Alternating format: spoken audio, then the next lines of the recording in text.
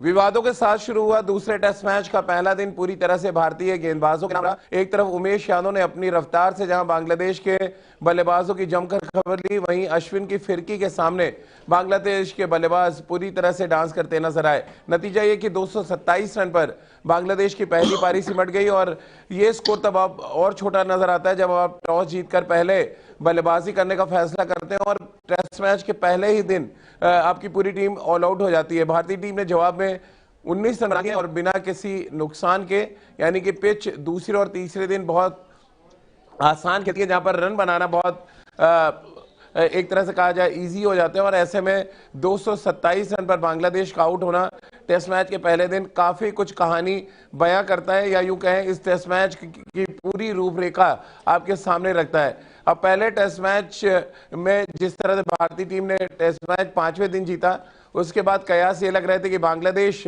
थोड़ा संघर्ष करती जरूर नजर आएगी दूसरे टेस्ट मैच में, लेकिन ऐसा बिल्कुल नहीं हुआ। दूसरे टेस्ट मैच का पहला दिन पूरी तरह से भारतीय गेंदबाज छाए रहे। तीनों सेशन में भारतीय गेंदबाजों ने डोमिनेट किया। भारतीय गेंदबाजों के इस शानदार प्रदर्शन पर बातचीत करने के लिए हमारे साथ राजकुमार शर्मा जी, विराट कोहली के कोच, इस समय जुड़ चुके हैं। राजकुमार सर, पहला सवाल तो तमाम फैंस का यही है कि man of the match Kuldeep Yadav को ड्रॉप करना कितना सही फैसला मानते हैं आप? नहीं, बहुत सरप्राइजिंग है कि पिछले मैच में कोई मैन ऑफ द मैच हो और अगले मैच में वो ड्रॉप हो जाए, एंड दैट टू कोई ऐसी कंडीशंस नहीं जहां पर कि बहुत ज्यादा ग्रीन टॉपिक हो, आप बाबर में नहीं खेल रहे या ऐसे साउथ अफ्रीकन विकेट्स पे नहीं खेल रहे थे। तो सही बात है, बहुत बड़ा सरप्राइज एक टीम मैनेजमेंट ने या कप्तान ने दिया जब उन्होंने कहा कि कुलदीप यादव नहीं खेल रहे हैं।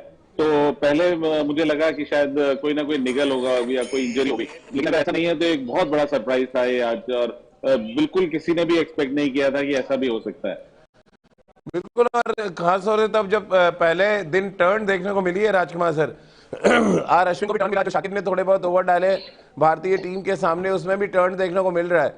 तब सरप्राइज थोड़ा और लग रहा है और ऐसा लग रहा है जबरदस्ती का ये एक बदलाव किया गया प्लेइंग 11 में। देखिए राजीव, सुबह जैसा कि शाकिब ने भी कहा अपनी टॉस पे, उन्होंने बोला कि शुरू 2 घंटे थोड़ा सा सर्वाइवल है क्योंकि थोड़ा सा मॉइस्चर था। तो मुझे लगता है कि वहीं से बाकी टीम टेम्पो, उन्हें लगा कि 2 की जगह शायद ज्यादा टाइम तक वो मॉइस्चर रहने वाला है और इसीलिए वो टेम्प हुए कि एक मीडियम पेसर को ऐड करना चाहिए। लेकिन अगर ऐसा भी था, बावजूद इसके भी अगर फिर भी कोई चेंज बनता था तो मुझे लगता था अक्षर की जगह कुलदीप का खेलना बनता था, क्योंकि कुलदीप एक अटैकिंग गेंदबाज है और टेस्ट मैचेस में ऐसा ही बॉलर चाहिए जो कि आपको विकेट दिलाए, जो अटैकिंग बॉलर को विकेट दिलाए, ना कि कंटेन करे। और अगर बात की जाए कि अक्षर को एडवांटेज उनकी बल्लेबाजी का है तो थोड़ी बहुत बैटिंग कुलदीप यादव भी कर लेते हैं, जैसा कि उन्होंने पिछले मैच में करके दिखाया। तो बहुत ही सरप्राइजिंग डिसीजन था और मुझे लगता है कि अभी भी मेरा तो यही मानना है कि वैसे बात ये क्लियर नहीं हुई है कि क्या कुलदीप यादव 100% फिट थे। 100% फिट थे राजकुमार सर और मैदान के बाहर मुस्कुरा रहे थे। हालांकि अगर मुझे ड्रॉप किया जाता तो मेरे चेहरे पे हंसी कम से कम टेस्ट मैच के पहले दिन तो नजर नहीं आती, और खास तौर से तब जब आप मैन ऑफ द मैच चुने गए हो इस मैच से ठीक पहले। कैसे आप देखते हैं, कॉन्फिडेंस शेक करता है राजकुमार सर अगर आप उनकी जगह हो, 8 विकेट आपने लिए हो, मैन ऑफ द मैच हो और अगले मैच में आपको ड्रॉप कर दे, साइकोलॉजिकली कितना नुकसान पहुंचता है एज अ बॉलर? किस तरह से आप देखते हैं इसको? राजीव, जिस तरह वो मुस्कुरा रहे थे मैं उसी के तहत कह रहा हूं कि शायद वो कोई फिटनेस या कोई निगल रहा होगा, तभी उनको इतना माइंड नहीं हुआ, वरना तो वो बिल्कुल काफी जिसे कहते हैं ना बहुत ज्यादा हर्ट हुआ होता उन्हें, तो वो उनके फेस पर वो हंसी नहीं दिखाई देती। उसी के लिए मैं कह रहा हूं कि शायद उन्हें कोई इंजरी होगी या वैलिड रीजन होगा जिस वजह से वो नहीं खेल रहे। तो वरना तो अगर ऐसा हो जाए कि आप पिछले मैच में 8 विकेट लेकर बैठे हो और आप अगले मैच में तो आप प्लान कर रहे होते कि मैं इस बैट्समैन को ऐसा करूंगा और ऐसे में स्ट्रेटेजी बनाऊंगा, और तब आपको अगर पता लगे आप नहीं खेल रहे तो बहुत बड़ा सरप्राइज होता है। और वही कुलदीप यादव के साथ भी हुआ, लेकिन अभी तक ये बात ऑफिशियली क्लियर नहीं है कि क्या वो 100% फिट थे या नहीं। चलिए राजकुमार सर, एक बड़ा इंपॉर्टेंट मुद्दा और कि 12 साल के बाद टेस्ट मैच खेल रहे जयदेव उनदकट ने अपना पहला टेस्ट विकेट हासिल किया। जो कुछ डोमेस्टिक क्रिकेट में उन्होंने अच्छा फॉर्म दिखाया साल 2020 से लेकर 22 तक की अगर हम बात करें, कैसे आप उनकी बॉलिंग को एनालिसिस कर रहे हैं? लेफ्ट आर्म सीमर बड़े दिनों से तलाश रहे हैं, हार्ट आउट उन्होंने गेंदबाजी की, अच्छा उछाल भी उनको मिल रहा था। 12 साल के बाद कमबैक, कैसे आप रेट करेंगे इस कमबैक को? जी बहुत बेहतरीन कमबैक होगा, और ये एक मोटिवेशन होना चाहिए, कि इंस्पिरेशन होना चाहिए यंगस्टर्स के लिए कि आप अगर एक साल आपका सिलेक्शन नहीं हो तो आप परेशान हो जाते हैं। हाँ। आप क्रिकेट छोड़ने की बातें कर देते हैं कि अब मेरे साथ पॉलिटिक्स हो गई है, मेरे साथ मेरा सिलेक्शन नहीं हुआ, मैं डिजर्व करता था। आप देखिए उनादकट को कि जिन्होंने कंटिन्यूसली मेहनत की है और शानदार कप्तानी करके सौराष्ट्र को आज इस पोजीशन में पहुंचाया फर्स्ट क्लास क्रिकेट में। और हमेशा से देखा गया कि राजीव की he is led from the front अपनी टीम के लिए। जब भी कोई भी साझेदारी होती थी वो खुद बॉल लेकर आ जाते थे साझेदारी तोड़ने, और बहुत बेहतरीन प्रदर्शन किया है। और मैं कांग्रेचुलेट करना चाहूंगा सेलेक्टर्स, क्योंकि उन्होंने बहुत अच्छा ये डिसीजन लिया कि उनको कमबैक कराया, और जो उन्होंने प्रूव किया कि एक अच्छा कमबैक है। रितेंद्र, 227 रन पे बांग्लादेश की पहली पारी सिमटी, और इस मैच के शुरू होने से ठीक पहले कंट्रोवर्सी भी हुई जब कुलदीप यादव को ड्रॉप कर दिया गया, जो मैन ऑफ द मैच थे पिछली पारी में। कैसे आप देखते हैं रितेंद्र, पहले इस कंट्रोवर्सी के बारे में आपका क्या ओपिनियन है जिस तरह कुलदीप को ड्रॉप किया गया? देखिए रंजीत, बहुत हैरानी की बात है कि मैन ऑफ द मैच आपका है, ऑलवेज उसके पीछे कारण क्या है एग्जैक्टली? क्या ऐसे समीकरण बना जहाँ पे टीम मैनेजमेंट ने सोचा बाहर बिठाया है? तो वो जानना बहुत जरूरी है। रितेंद्र, आपका वीडियो नहीं आ पा रहा है, एक बार दोबारा रिकनेक्ट करें जरा, तब तक हम राजकुमार सर से एक और रिएक्शन लेते हैं। जिस तरह से राजकुमार सर एक ऐसे ट्रैक पे जहां पर बहुत ज्यादा असिस्टेंस कम से कम दोनों एंड पे नहीं था, एक तरफ थोड़ा उछाल जरूर हमने देखा। जयदेव की लाइन और लेंथ के बारे में आप किस तरह से देखते हैं? 12 साल के बाद आना, डेब्यू करना शायद बहुत आसान नहीं होता है, जो उन्होंने करके दिखाया। बिल्कुल राजीव, और शानदार गेंदबाजी भी की उन्होंने, और अब वो एक बहुत ही एक्सपीरियंस गेंदबाज हो गए, क्योंकि इतने साल से फर्स्ट क्लास क्रिकेट खेल रहे हैं, आईपीएल खेल रहे हैं, और काफी क्योंकि सीनियर पोजीशन में अपनी टीम में भी वो खेल रहे हैं। जैसे मैंने कहा, वो सौराष्ट्र को बहुत शानदार तरीके से लीड कर रहे हैं वो।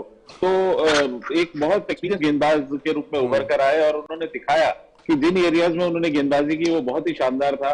और बाद में बॉल स्विंग नहीं कर रहा था तो बड़े अच्छे एंगल से वो गेंदबाजी कर रहे थे, तो देखकर बड़ा अच्छा लगा कि उनका एक शानदार कमबैक है जयदेव उनादकट का।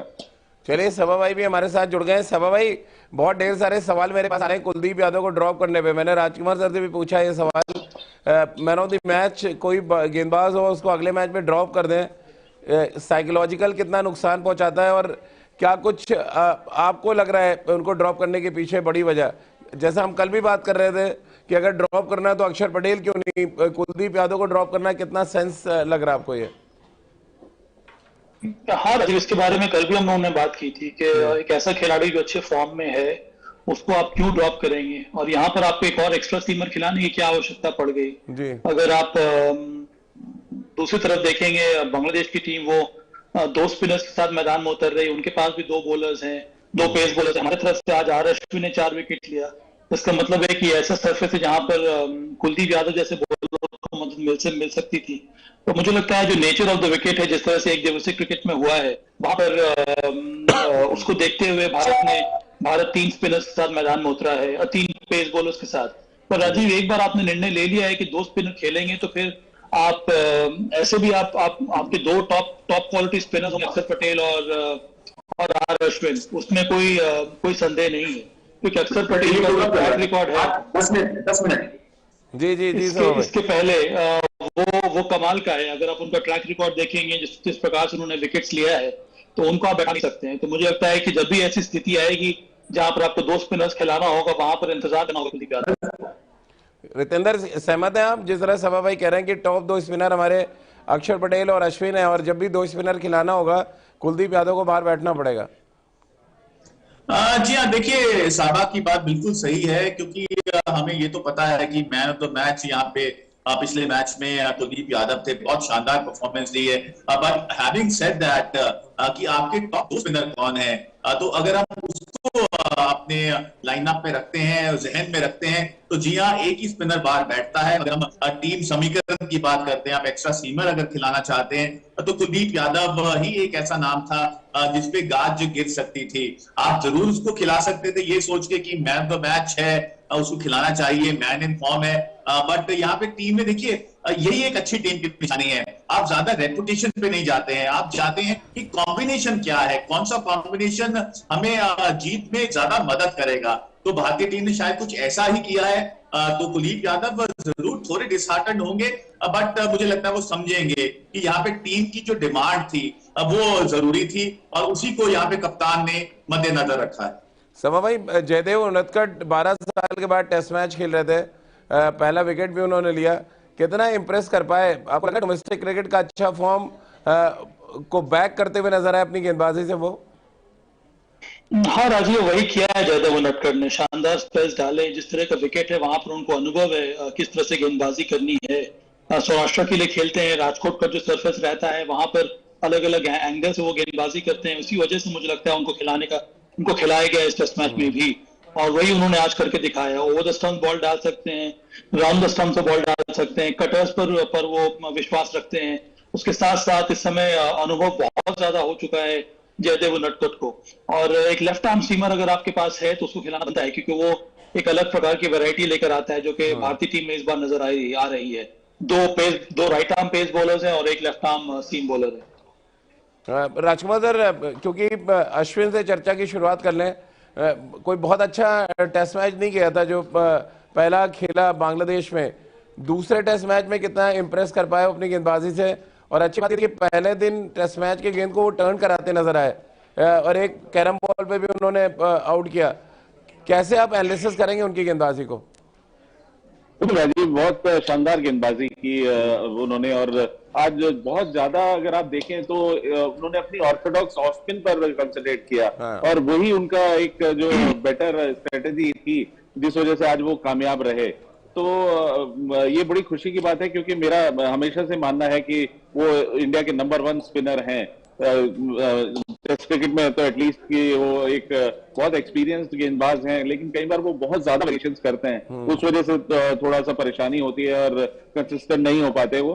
लेकिन आज उन्होंने स्टिक किया अपने बेसिक पे, और अपनी स्टॉक बॉल जो ऑफ स्पिन है उसको ज्यादा से ज्यादा बोल किया, और साथ साथ वेरिएशंस डाले उन्होंने, और बड़ी खुशी हुई कि देख करके उन्होंने जिस अटैकिंग अंदाज में गेंदबाजी की। और कई बार बहुत क्लोज कॉल्स और भी आई, जो 1-2 रिव्यूज भी लिए गए जो फुलफिल नहीं हुए, बहुत क्लोज कॉल्स थे वो। तो अच्छा लगा अश्विन शानदार फॉर्म में गेंदबाजी करते हुए। रितेंद्र, वो ड्रिफ्ट की जो बात करते हैं, ऑफ स्पिनर के पास जो ड्रिफ्ट होता है, पिछले कुछ महीनों से हम देख रहे थे वो ड्रिफ्ट अचानक जैसे गुम सा हो गया था। आज वो ड्रिफ्ट अच्छा उनको मिल रहा था, लेफ्ट हैंडर्स के खिलाफ खासतौर से हवा में बॉल अंदर आ रहा है, देन टर्न कर रहा था, ऑलमोस्ट अनप्लेबल डिलीवरीज आज वो करते नजर आए, जो शायद उनकी पहचान भी है। और इंडियन टेस्ट क्रिकेट हिस्ट्री की बात करें तो शायद इसीलिए one of the biggest match winner के तौर पे उनकी पहचान है अश्विन की। जी हाँ राजीव, देखिए उनका फोटे है अश्विन का, वो फाइटर हैं, अंतिम क्षणों तक लड़ते हैं। लेकिन अगर हम कुछ महीनों की बात करते हैं, जो आपने ड्रिफ्ट की बात की, देखिए वो ड्रिफ्ट बंद हो गया था, परफॉर्मेंस नहीं आ रही थी, विकेट्स नहीं आ रहे थे, लेकिन he was practising in the nets, अपनी फिटनेस को कायम रखा था। बहुत लोगों ने इनकी जो वर्ल्ड कप सिलेक्शन है उस पर सवाल उठाए, लेकिन he made it to the squad अपनी परफॉर्मेंस के दम पे। क्योंकि देखिए इन्होंने क्या जो अच्छी बात ये की राजीव, जब फॉर्म आपके साथ नहीं होती है, क्रिटिक्स आपके बहुत अगेंस्ट होते हैं, तो आपका एक ही जिम्मेदारी होती है कि आप मेहनत करें, you get back to basics. और अश्विन का आज जो मेहनत जो करते आ रहे हैं बहुत दिनों से, वो नजर आई रिजल्ट्स में। It went into substantial cause, जैसे आज बॉलिंग की है, ड्रिफ्ट भी नजर आ रहा था, जो लय पकड़ी थी वो नजर आ रही थी, पिचिंग प्रिसाइज थी, उत्साह उनमें लग रहा था, प्रोत्साहित थे अच्छा करने के लिए। तो वो सब इंग्रेडिएंट्स जिसके लिए अश्विन जाने गए हैं सालों साल, आज वो इस मैच में नजर आ रहे हैं। तो ये अच्छे संकेत है भारतीय के लिए, because you need somebody as experienced as Ashwin performing and blazing all cylinders.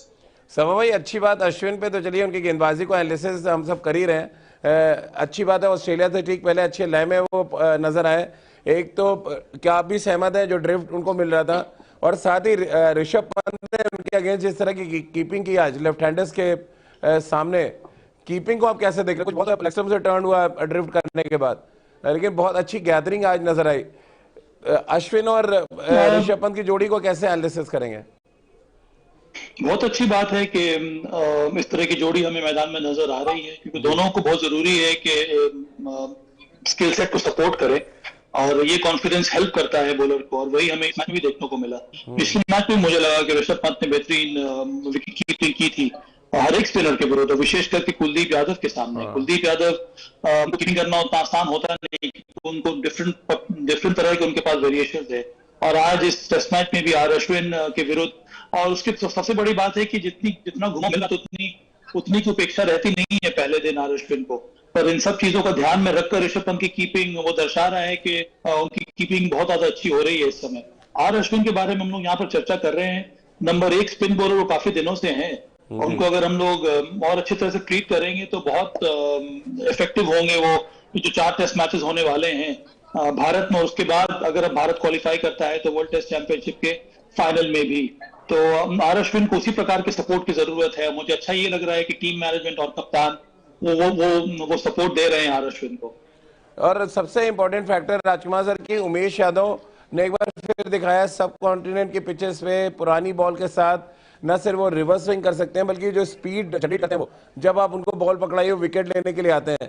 आज के जो 4 विकेट, अगर आप उनको बड़े ध्यान से एनालिसिस करें तो ये सारी चीजें उनकी गेंदबाजी में नजर आई है कि सब कॉन्टिनेंट के पिचेस में पिछले 3-4 सालों में सबसे सक्सेसफुल गेंदबाज क्यों है वो भारत के लिए।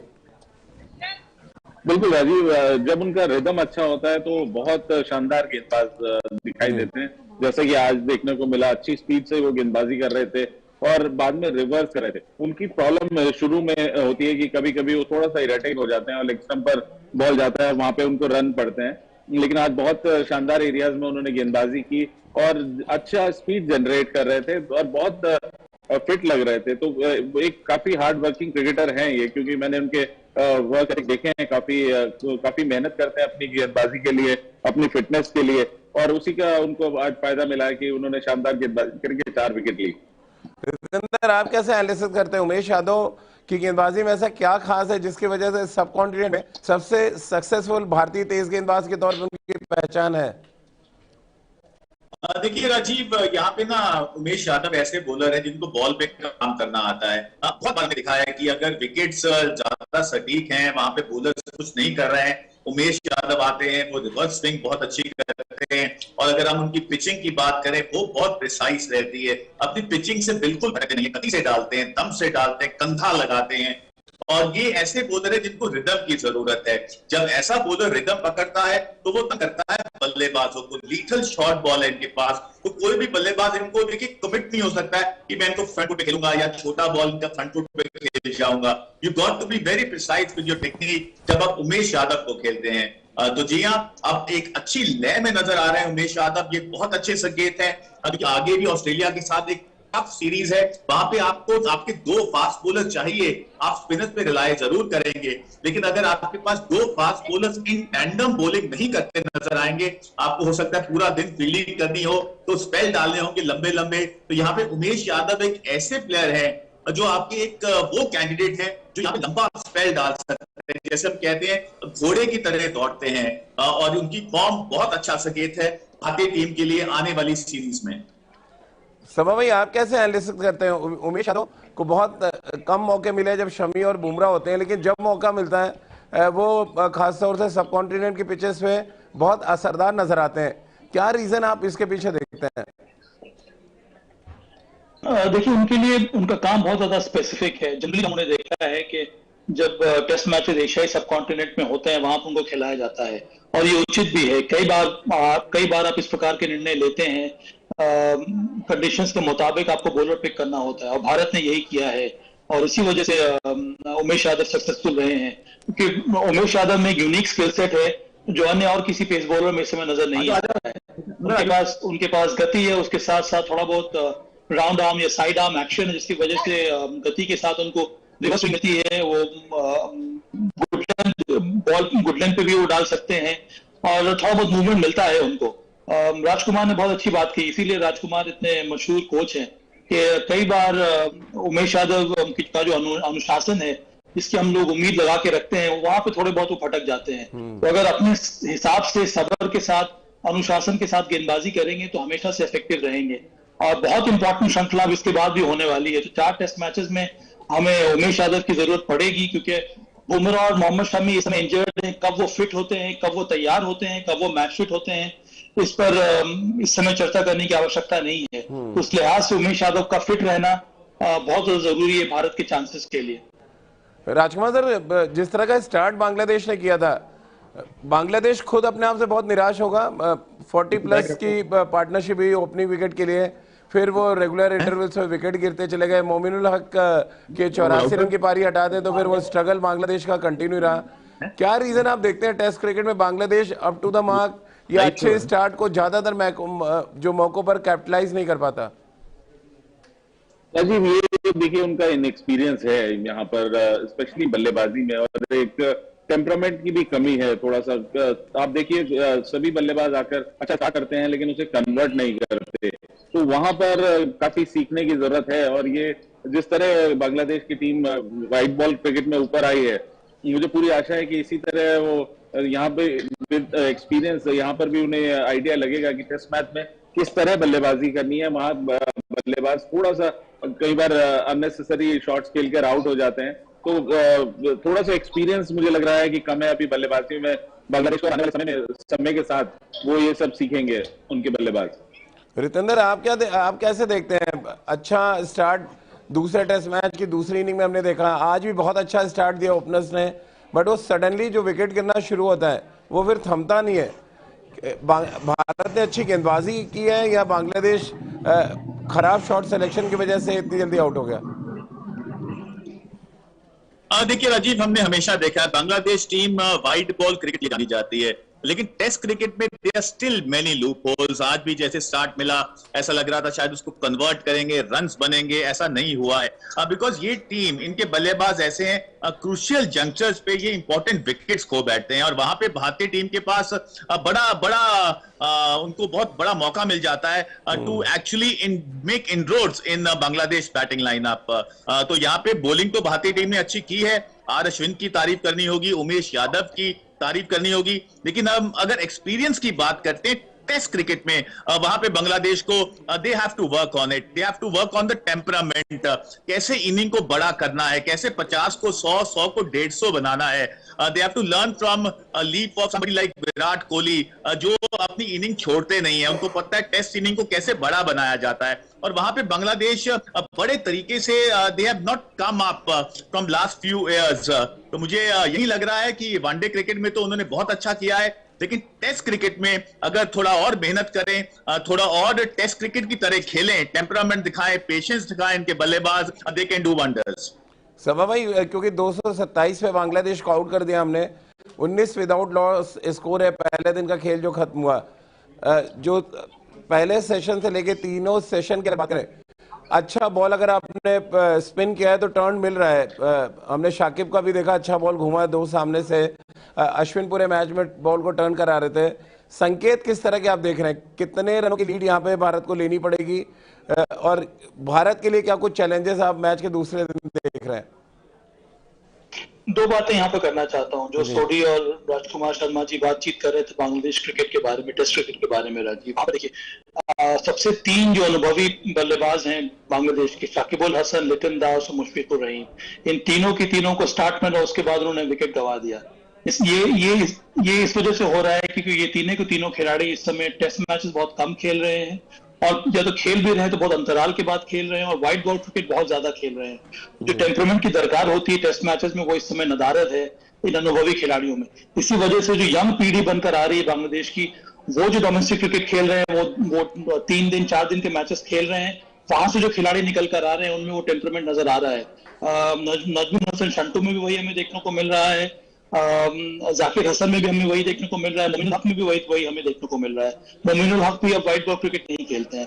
तो ये एक साफ इंडिकेशन है कि बहुत जल्दी वो क्लैरिटी आनी चाहिए बांग्लादेश के क्रिकेट सिस्टम में, कौन ऐसा खिलाड़ी है जो व्हाइट बॉल क्रिकेट खेलेगा और कौन ऐसे बल्लेबाज हैं जो टेस्ट मैचेस के लिए ज्यादा सही रहेंगे। ये हो गई बांग्लादेश की बात।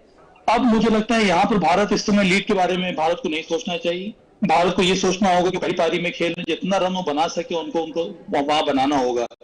जिस तरह सरफेस बिहेव कर रहा है, मुझे लगता है कि 125 की लीड इस विकेट पर बहुत कठिन साबित होगी बांग्लादेश के लिए। तो भारत को कुछ उसी हिसाब से बल्लेबाजी करनी होगी। बांग्लादेश के पास स्पिनर्स है, पर मुझे लगता नहीं कि उतने ज्यादा वो इफेक्टिव साबित होंगे इस विकेट पे। और जहां तक मुझे नजर आ रहा है, उनके पास एकमात्र स्पिनर है जो कि तैजुल इस्लाम है, जो थोड़ा बहुत परेशान कर सकता है भारत को। लेकिन राजकुमार सर, जितने ओवर शाकिब ने डाले, लगभग 4 ओवर डाले हैं, जिसमें से 4 ऐसी बॉलें थी जो अनप्लेबल थी, एकदम लेग स्टंप से बॉल घुमाए और अच्छा बाउंस भी मिला। अब तीसरे दिन अभी तो तैजुल ने बॉलिंग डाली, जिसका जिक्र कर रहे हैं सबा भाई। तैजुल और मेहंदी का कॉम्बिनेशन क्या कुछ चैलेंजेस रखता हुआ आपको नजर आ रहा है इस विकेट पे? हालांकि विकेट हमारी नहीं गिरी है, बट दोनों बैट्समैन स्ट्रगल कर रहे थे इनिशियली शाकिब अगेंस्ट। बिल्कुल राजीव, देखिए शाकिब की एक आर्ट है, वो बहुत वेरिएशन है उनके पास। अक्सर उनकी बॉलें अंदर आती है, ऑड बॉल जो टर्न करती है वो परेशान करती है बैट्समैन को। तो अक्सर देखा जाता है कि वो ज्यादा आर्म बॉल पे विश्वास रखते हैं, बैकफुट पे ले जाकर पैड पे मारना, उस तरह से ज्यादा विकेट लेते हैं। लेकिन जब उनका बॉल स्पिन होने लगता है तो बीच में फिर वो बहुत मुश्किलें पैदा करते हैं। और साथ में ताजुल, तो मुझे लगता है कि बहुत आसान नहीं होगा भारतीय बल्लेबाजों के लिए भी। लेकिन यहाँ पर मैं ये भी कहना चाहूंगा कि भारतीय टीम इतनी एक्सपीरियंस है और स्पिन हम अच्छा खेलते हैं, और स्पिन मतलब इतना ज्यादा एडवांटेज भी नहीं मिल रहा विकेट से। इतना ज्यादा टर्न नहीं है कि स्क्वायर टर्नर हो या बहुत तेज आ रहा हो विकेट से बॉल। तो मुझे लगता है कि बहुत ज्यादा परेशानी होगी। लेकिन थोड़ा सा केयरफुल होके शुरू में अगर हमारे बल्लेबाजों को स्टार्ट मिला तो पूरी आशा है कि जितना एक्सपीरियंस है भारतीय बल्लेबाजों को, तो हो सकता है कि भारत एक ही बार बल्लेबाजी करे इस टेस्ट मैच में। रितेंद्र, जब राजकुमार सर ने कहा कि हम स्पिन अच्छा खेलते हैं तो आप बड़ा मुस्कुराए बड़ा धीमे से, क्या रीजन है इसके पीछे?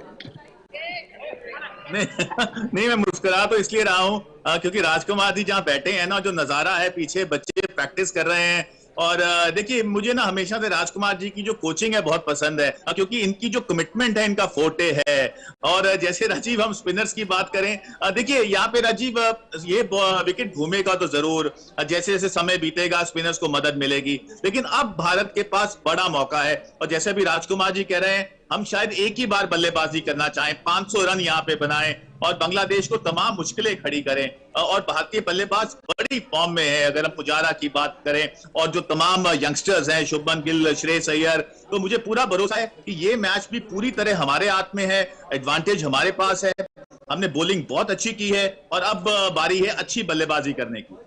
समा भाई, राजकुमार सर ने कहा हम स्पिन अच्छा खेलते हैं, तो रितेंद्र मुस्कुराए। और हम सब ने ऑब्जर्व किया कि शाकिब ने तो कम से कम बिल्कुल ही 4 ओवर जो डाले हैं, कहीं से नहीं लगा कि हम स्पिन अच्छा खेलते हैं। अब आप बताइए, टेस्ट मैच के दूसरे दिन हम कितना अच्छा स्पिन को खेल पाएंगे? और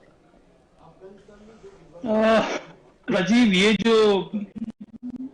हम लोग जो मान के चलते हैं कि भारतीय टीम में जो बल्लेबाज हैं वो स्पिनर्स को अच्छा खेलते हैं, मैं उससे उतना सहमत नहीं हूँ। मुझे लगता है कि ये जो यंगस्टर्स जो आ रहे हैं टीम में, वो ज्यादा अच्छा खेलते हैं। उदाहरण के तौर पर श्रेयस अय्यर हो गए, शुभमन गिल हो गए, क्योंकि इनको ज्यादा अभ्यास है डोमेस्टिक क्रिकेट में स्पिनर्स को खेलने का।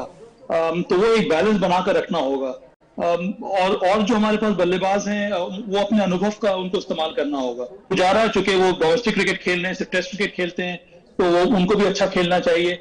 अदरवाइज जो हम लोगों ने देखा है, जो ट्रेंड नजर आया है पिछले 2-3 सालों में, वहां पर है कि जहां बॉल थोड़ी बहुत टर्न करती है, वहां पर ऐसे खिलाड़ी जो ज्यादा वाइड बॉल क्रिकेट खेल रहे हैं, जिनको इस तरह के विकेट पर खेलने का अभ्यास नहीं है, टेस्ट मैचेस खेल भी रहे हैं तो बाहर खेल रहे हैं ज्यादा, उनको थोड़ी बहुत परेशानी होती है। पर जो बैलेंस हमारी टीम में है, कैसे बहुत सारे ऐसे प्लेयर्स हैं जो न्यू कमर्स है, जिनको अभ्यास है स्पिनर्स को खेलने का। मुझे लगता है कि वो बैलेंस की वजह से भारत को फायदा मिलना चाहिए।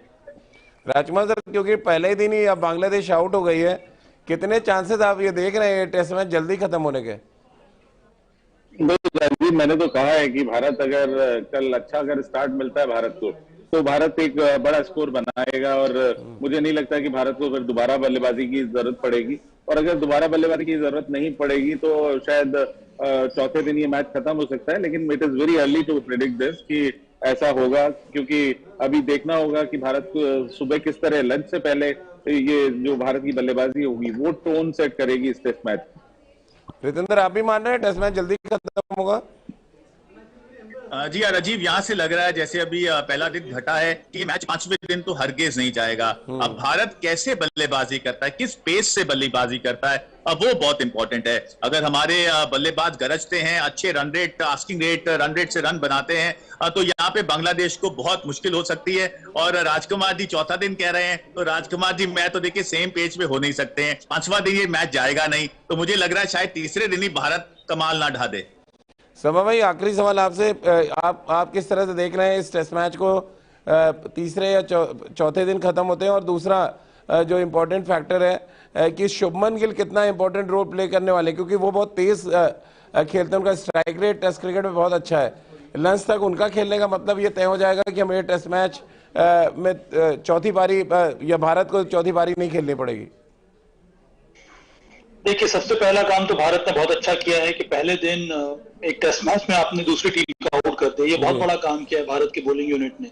आर अश्विन, उमेश यादव, जयदेव उनडकट ने मिलकर, अब ये यहाँ से पूरा टेस्ट मैच भारत के एडवांटेज में है। अब ज्यादा गति पर ध्यान देने की आवश्यकता है नहीं। यहाँ पर ध्यान ये देना होगा कि बड़ा स्कोर खड़ा करें।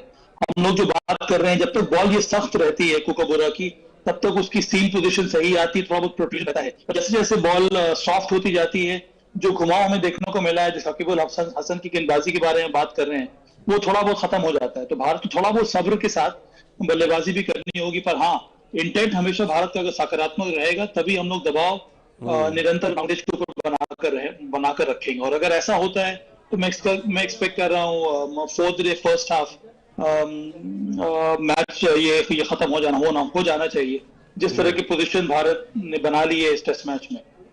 चलिए, बहुत बहुत शुक्रिया सभा भाई आपका। रितेंद्र, आपका भी बहुत बहुत शुक्रिया हमारे साथ जुड़ने के लिए। इस उम्मीद के साथ कि भारतीय टीम अपना डोमिनेशन टेस्ट मैच के दूसरे दिन भी जारी रखेगी। जो काम भारतीय गेंदबाजों ने किया, उसको और बेहतर करने का काम भारतीय बल्लेबाज करेंगे। एक दो बड़ी पारियां इस बात को तय कर देगी कि भारतीय टीम इस टेस्ट मैच में चौथी पारी में बल्लेबाजी नहीं करेगी, और ये टेस्ट मैच बहुत जल्दी खत्म हो जाएगा।